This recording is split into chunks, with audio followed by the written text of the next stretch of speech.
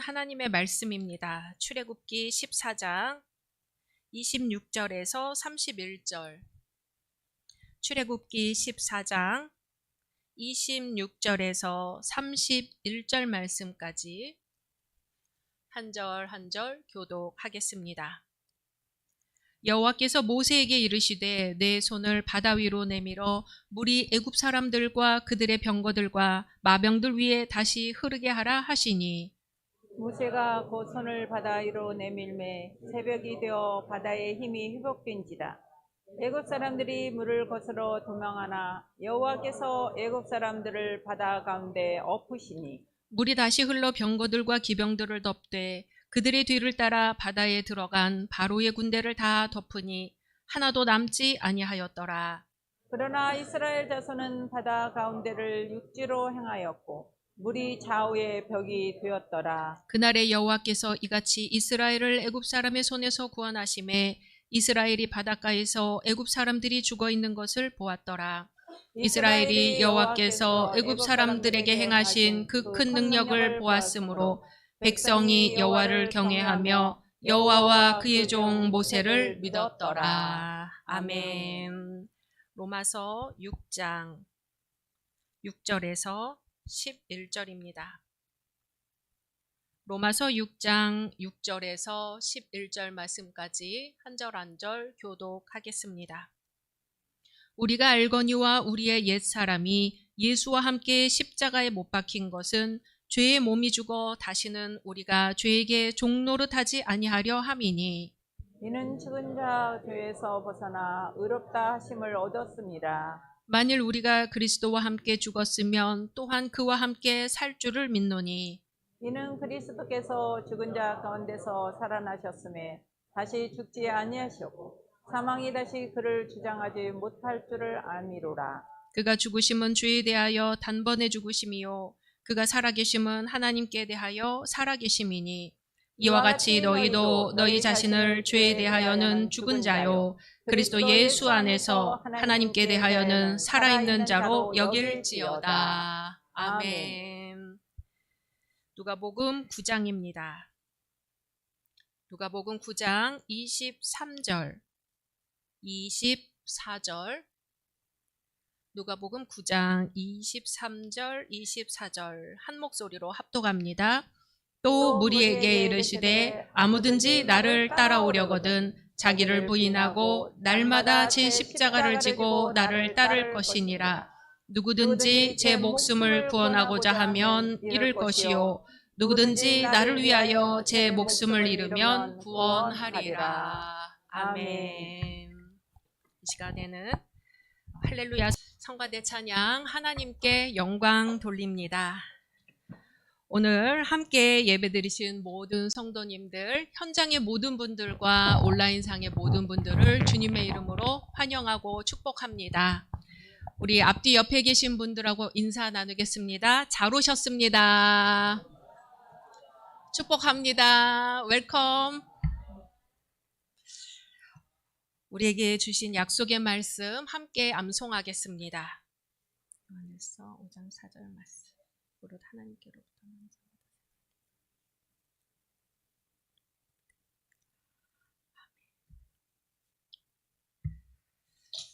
말씀대로 이루어 주실 줄로 믿습니다. 오늘날 교회에서 세례를 받는 것처럼 옛날 초대교회에서도 세례를 받았습니다. 그런데 초대교회의 문서를 보니까 초대교회에서 세례는 단순히 제가 믿겠습니다 라고 고백하는 의식이 아니었습니다.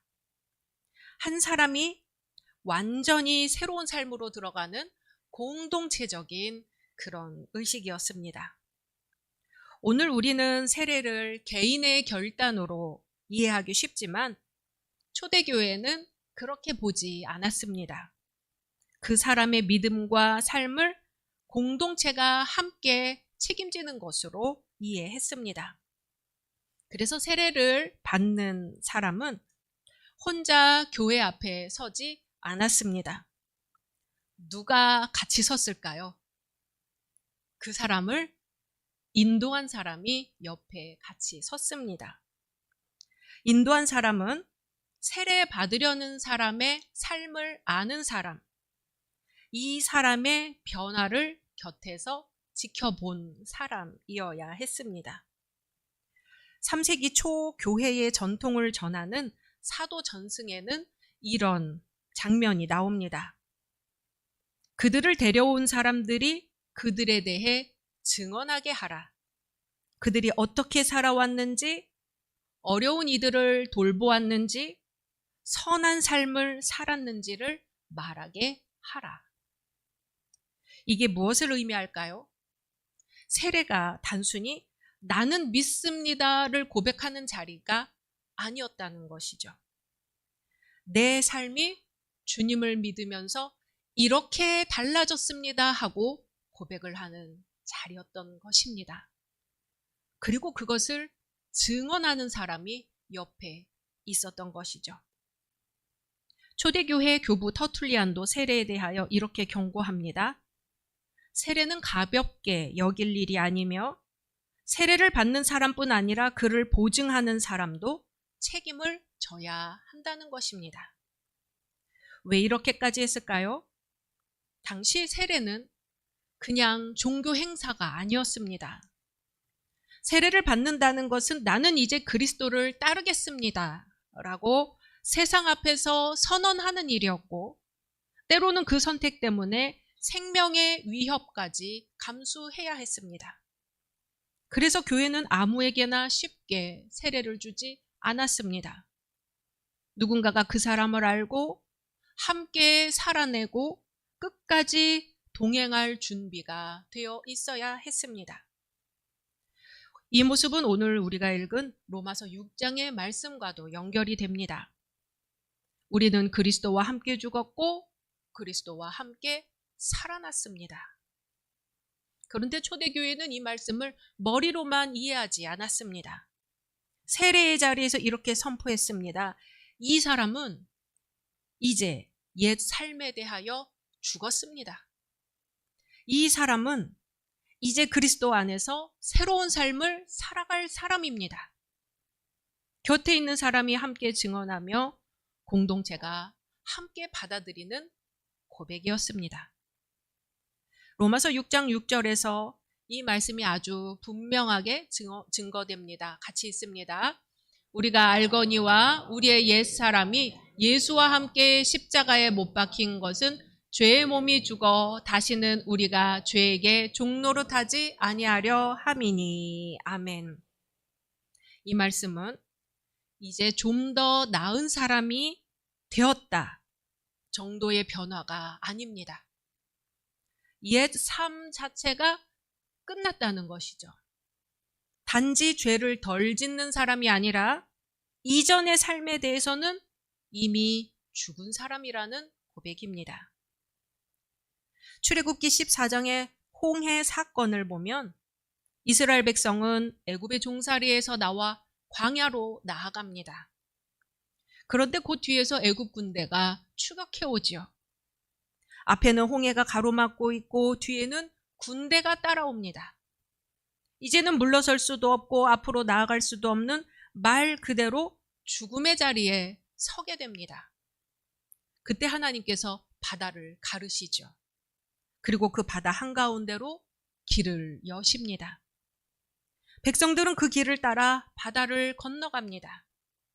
이스라엘 백성들이 지나간 그 바다는 죽을 수밖에 없는 자리에서 생명의 길로 나아가는 자리였습니다. 그리고 백성들이 다 건너간 뒤에 뒤따라오던 애굽 군대는 그 바닷속에서 모두 사라집니다. 이스라엘을 억압하던 과거의 권세가 그 자리에서 완전히 끝나버립니다. 이 사건을 고린도전서 10장 2절에서 이렇게 해석합니다. 같이 읽습니다. 모세에게 속하여 다 구름과 바다에서 세례를 받고. 아멘. 바울의 눈에 홍해는 단순한 바다가 아니라 세례의 물이었습니다. 그 바다를 건너는 것은 완전히 다른 삶으로 들어가는 전환이었죠. 그리고 애굽 군대의 죽음은 옛 삶이 완전히 끝났다는 것을 의미합니다. 이것이 바로 세례의 의미입니다. 세례를 받는 것은 홍해를 건너는 것과 같습니다. 그런데 우리의 현실은 어떻습니까?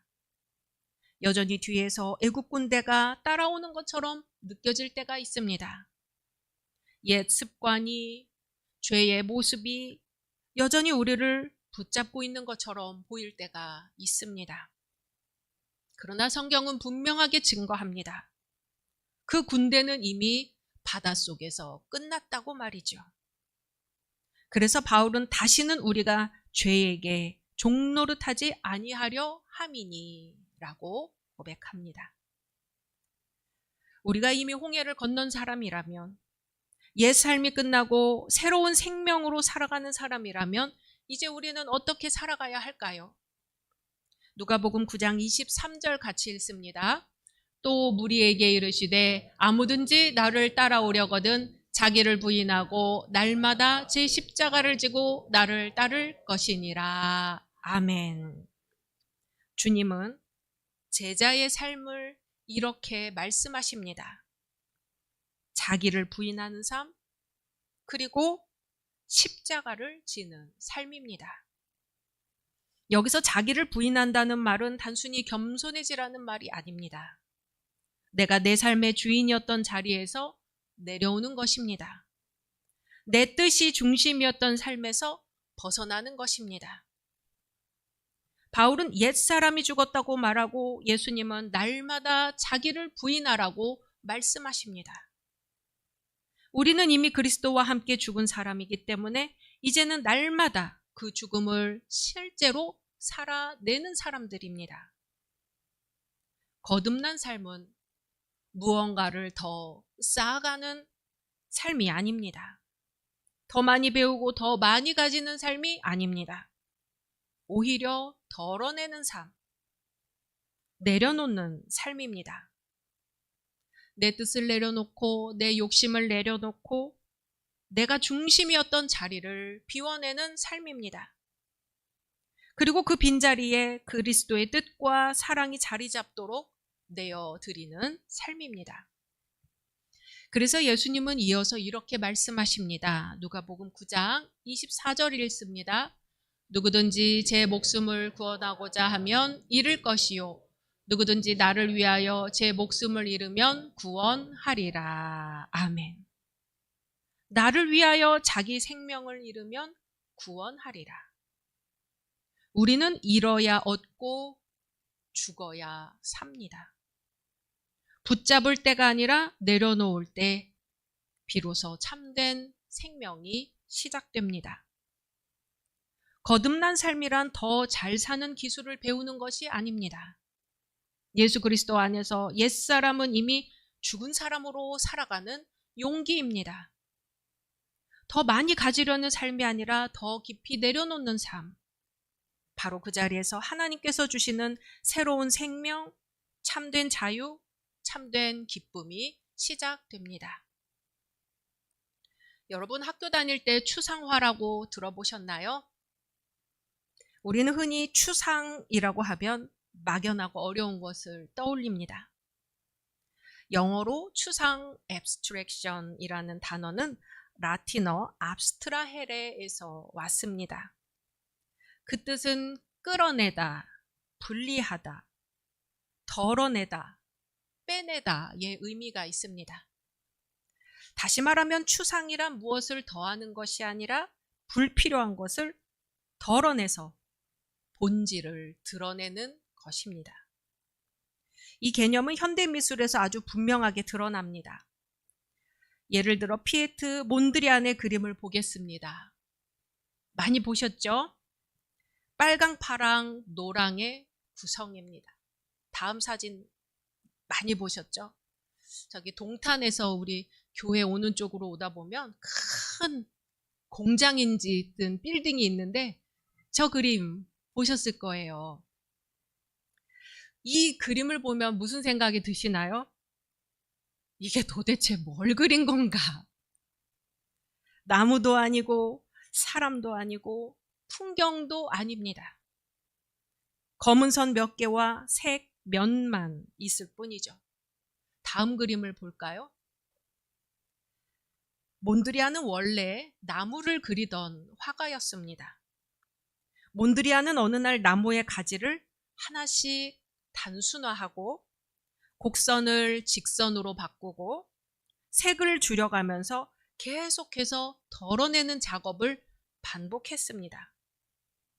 그 결과 나무의 모양은 사라졌지만 그 안에 있던 구조, 균형, 질서는 오히려 더 또렷하게 드러났습니다. 앞에 사진으로 넘어가 볼까요? 네, 저 나무의 그림이 이 선과 면과 색이 있는 그림이 된 것이죠. 이것이 바로 추상입니다. 더 많이 표현하는 것이 아니라 덜어낼수록 더 분명해지는 것입니다. 이것은 우리의 신앙과도 연결됩니다. 우리는 종종 신앙을 더 쌓아가는 것으로 생각하죠. 더 배우고 더 노력하고 더 많이 가지면 하나님께 가까워진다고 생각합니다. 그러나 주님은 전혀 다른 길을 말씀하시죠. 자기를 부인하고 자기 십자가를 지라. 누구든지 나를 위하여 제 목숨을 잃으면 구원하리라. 이 말씀은 무엇을 더하라는 말씀이 아닙니다. 덜어내라는 말씀입니다. 내 욕심을 덜어내고 내 뜻을 덜어내고 내가 중심이었던 자리를 내려놓으라는 부르심입니다. 왜냐하면 우리의 옛사람이 예수와 함께 십자가에 못 박혔기 때문입니다. 이미 우리는 그리스도와 함께 죽은 사람입니다. 그러므로 우리의 삶은 무엇을 더 쌓아가는 삶이 아니라 예수와 함께 죽은 사람으로 계속해서 덜어내는 사람입니다. 더 붙드는 것이 아니라 더 내려놓는 것. 우리가 붙들고 있던 것들을 하나씩 내려놓을 때 비로소 우리 안에 감추어져 있던 그리스도의 생명이 드러날 것입니다. 마치 화가가 불필요한 것을 덜어내면서 본질을 드러내듯이 하나님께서도 우리의 삶을 다듬어 가시며 우리 안에 있는 참 생명을 드러내십니다. 서울 강동구의 한 재활용품 수집소, 우리가 아는 고물상 있죠. 고물상 앞에 이른 아침 리어카를 끌고 어르신들이 하나둘 모여들기 시작합니다. 종이와 캔이 뒤섞인 무거운 손수레를 끌고 하루를 시작하는 자리입니다. 그런데 그곳에 한 사람이 다가옵니다.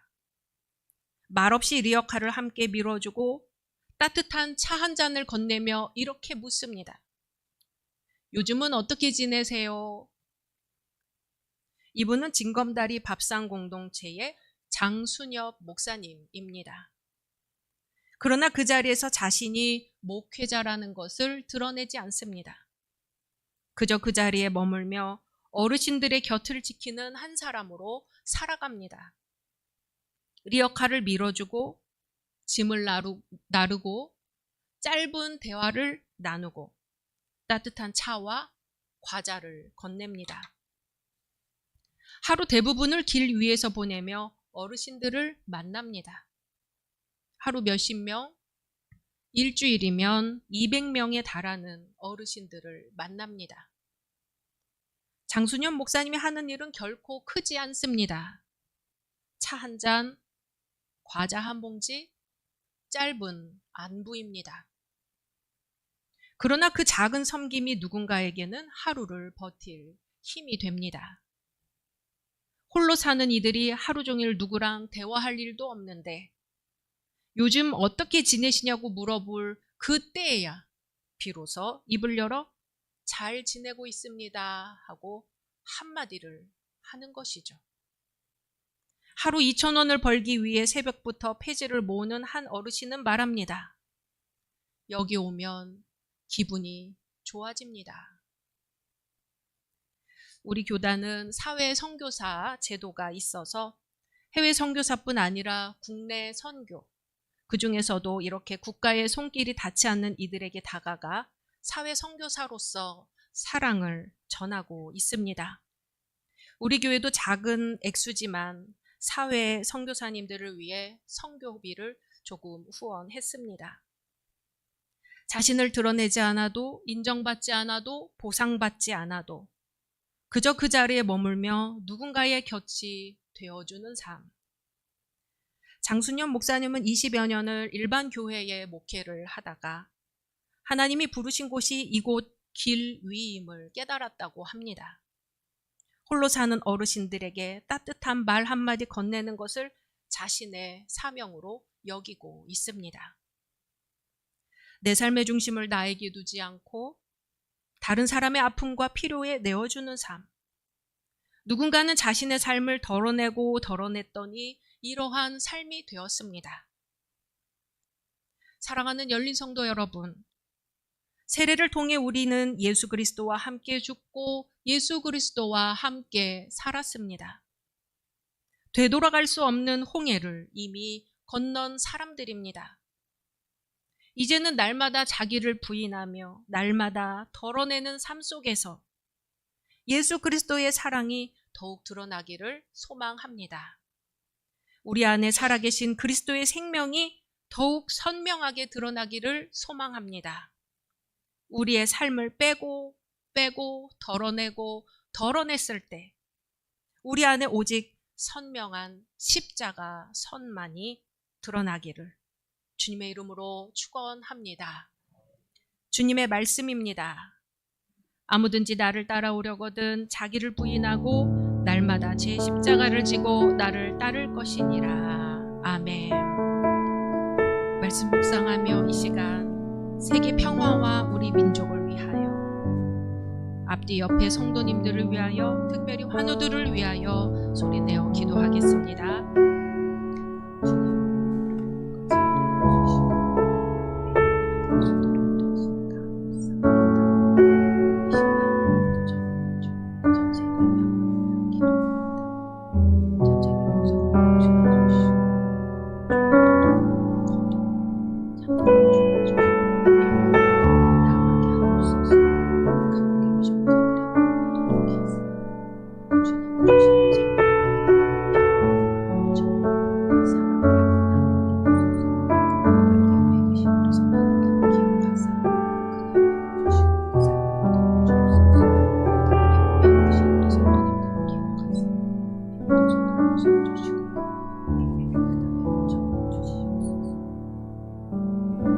하나님, 부활하시어 우리에게 평안을 허락하시고 새 생명의 삶을 살게 하시니 감사합니다. 때로 내 속에는 내가 너무도 많아 우리 주님 머무실 자리가 없음을 고백합니다. 오늘 자기를 부인하고 제 십자가를 지고 주님을 따르기로 결단하오니 우리의 걸음을 인도하시고 축복해 주옵소서. 내가 사라지고 그 자리에 오직 살아계신 그리스도의 사랑만이 남게 하옵소서. 내가 사라지는 그 자리가 살아계신 하나님의 능력의 자리가 되게 하옵소서. 예수 그리스도의 이름으로 기도드립니다.